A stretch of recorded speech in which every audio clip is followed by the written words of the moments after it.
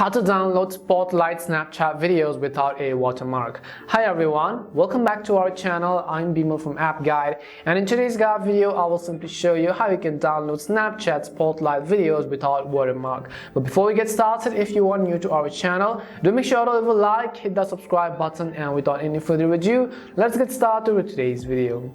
Now I'll simply show you a simple trick on how you can download them. Now first of all, let me show you what the issue is. If I go ahead and open Snapchat, let's say for example, once you open Snapchat, if I go to the bottom right corner under the Spotlight section right over here, let's say I want to download this particular Spotlight, right?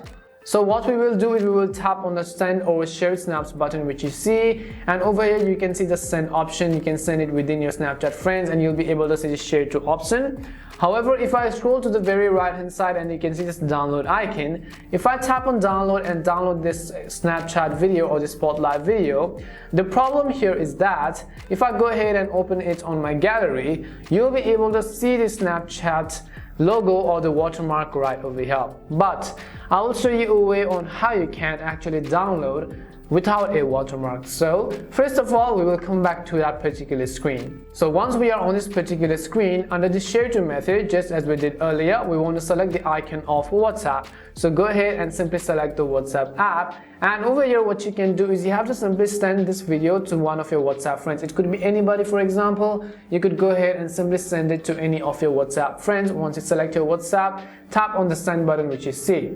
Now once you send this WhatsApp link right over here, you can see this exact same video.